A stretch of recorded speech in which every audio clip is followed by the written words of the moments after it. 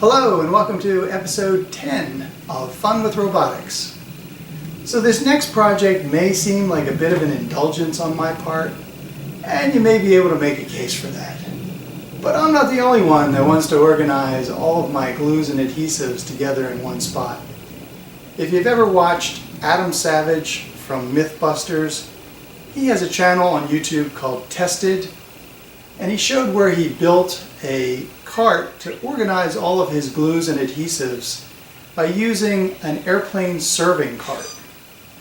Now, he spent probably between $300 and $400 for this particular metal serving cart and ordered it from a special website. Well, there's no way that I'm going to spend that kind of money just to organize my glues and adhesives. But I came up with a way to build my own out of plywood, and I've been very happy with it. Problem is, I realized at one point that I probably don't have nearly as many glues and adhesives as Adam Savage. So I decided I would combine both glues and adhesives with all of the different lubricants that I have. And with my lathe and my milling machine and my car and my chainsaw and my weed whacker, I have quite a bit of lubricants to store. So when I decided to combine the two, I realized that the design that I have currently really isn't working. So what I'm going to do is I'm going to modify it. I'm going to do something very similar to what I did with the paint cart and build sideways so that I have a bit more storage for the lubricants that I need to store along with the adhesives.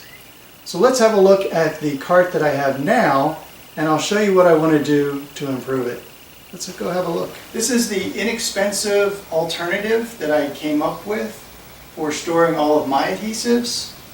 It's a simple plywood construction made from one sheet of either 18 millimeter or 3/4 inch plywood, not including these half-inch pieces for shelves or the half-inch pieces that I use to put around the top here. It's on casters so that you can move it to wherever you may be working if you need access to multiple adhesives, or you can tuck it away into some corner of your shop when you really don't need access to them. So that provides a little bit of convenience. And I've divided up the storage capability roughly 50-50 between shelves for these multi-compartment storage bins that you can buy at Harbor Freight, and these very inexpensive plastic bins also at Harbor Freight. These are actually quite nice. They're cheap and they're just the right size for storing a lot of these small adhesive containers. So you can put multiple things in there and just sort of pop it in there. There's no drawer slide or anything. They're nice and light, so you can pop them in and out. And they won't really shift around as you're moving this thing. So it's pretty stable in there. Now the problem came when I decided to combine both my lubricants with the adhesives. So initially I didn't really have enough adhesives to fill up this whole cart. So I thought, okay, well, I got some extra space on there. Why don't I put my lubricants there as well? And when I did that, I found that the storage configuration really didn't match the size and shape of the containers that I really wanted to store. So I think I'm going to have to rework this design a little bit. What I'd like to do is build out laterally, like I did with the paint container cart, and add some more cubby holes or spaces for these plastic bins to store some of the lubricants. Plus, I'd like to have a little bit more space that's taller to store some of these larger bottles of oils and lubricants, because I am getting a few more of those for some of the machines that I'm using now, like the new lathe and the milling machine.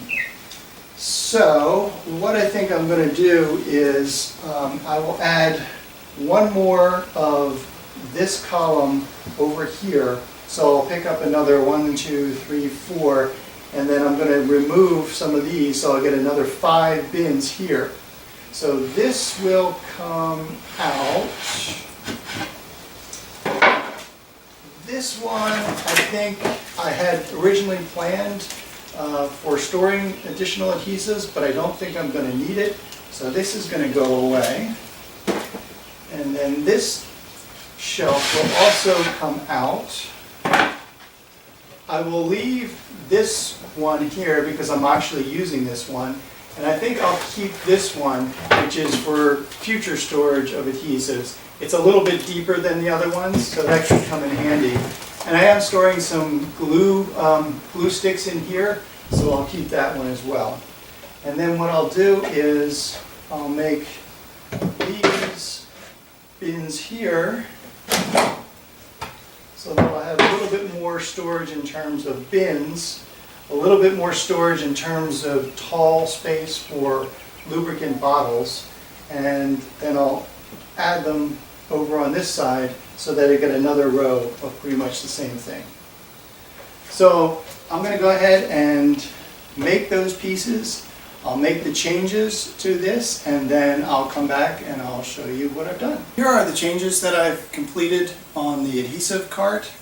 I think it's worked out pretty well, although as far as the timeline goes, it's actually 6 days later. I finished it up yesterday. I'm just getting a chance to videotape the results now, but this is an example of a project gone way, way, way off the tracks. Obviously, you probably noticed that it's now blue. It's the first cart that I've actually painted, and I'll get into why I did that in a moment. It started with me making some boneheaded mistakes when I was cutting the vertical pieces for this side and this side.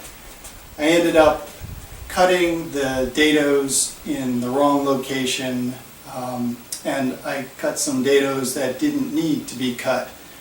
I don't know what was going on, but I just was screwing up, and at that point when that happened, I decided, well, I got two choices. I can either go out and get another piece of 3/4 inch plywood and make the cuts again, or I can try to repair the damage that I've done.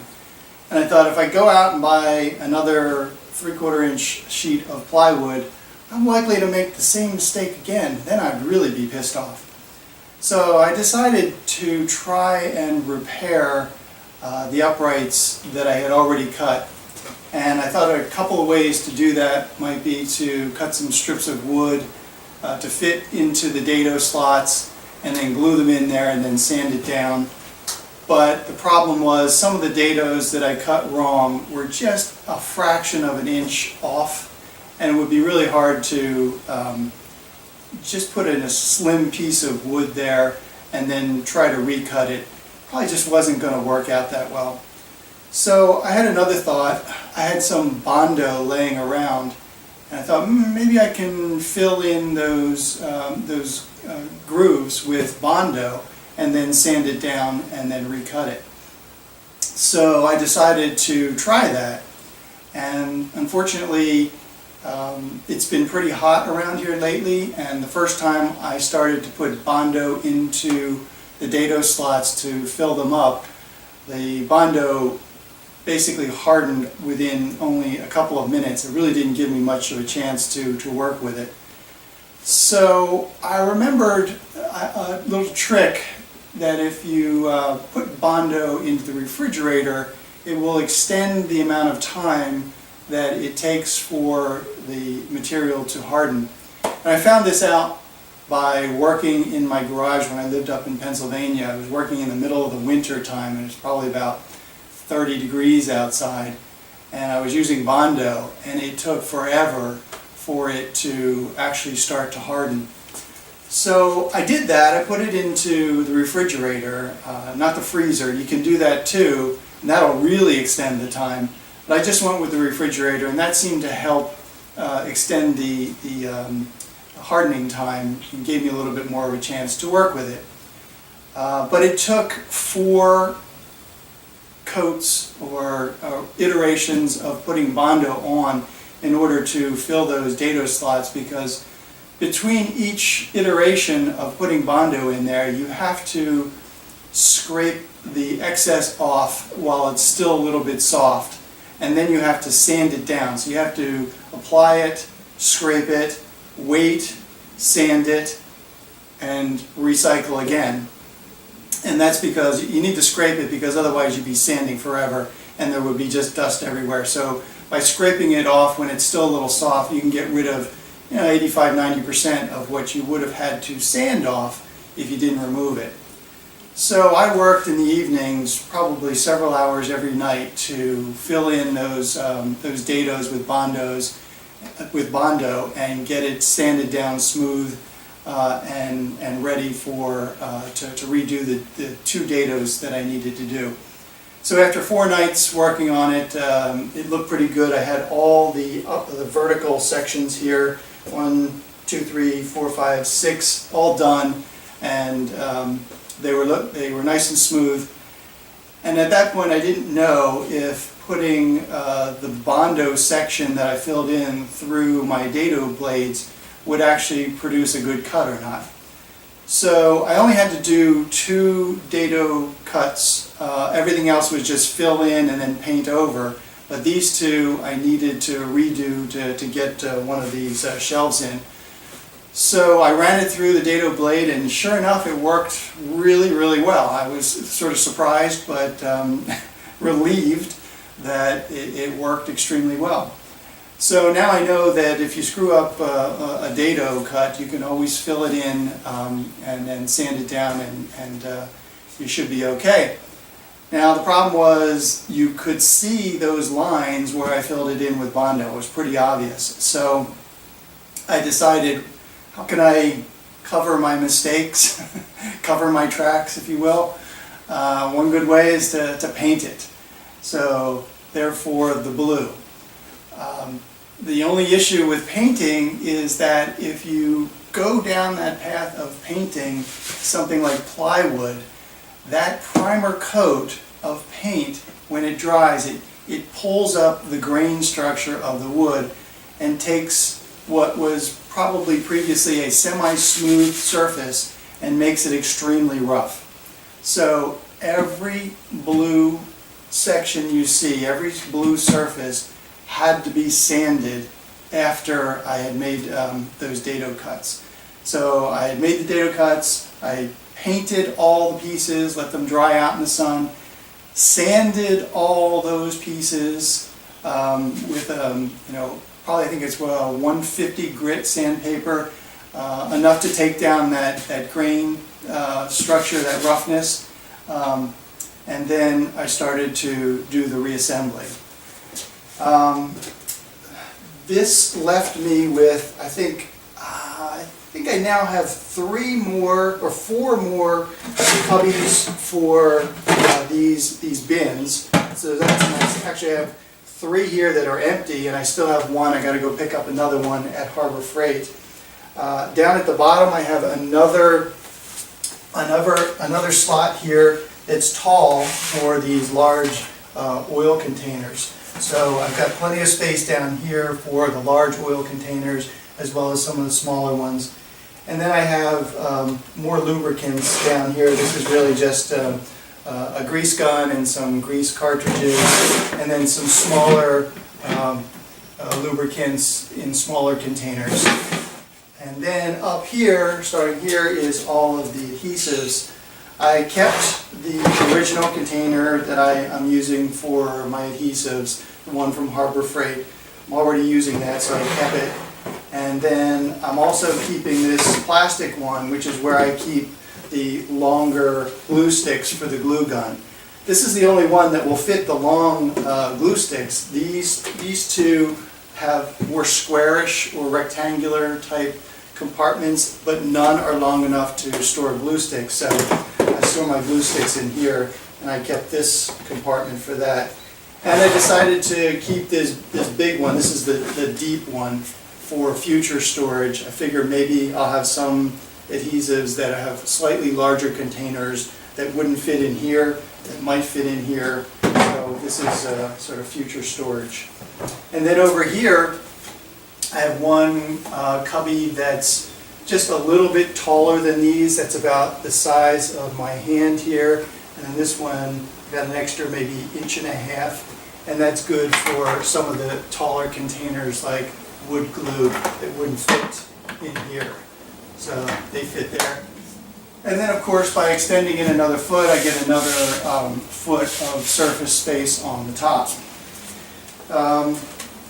Also, when you paint something, it makes it slightly thicker, so all of the dados that I cut were really, really tight. I couldn't fit these shelves in very easily, so I had to hand sand each of these dado slots.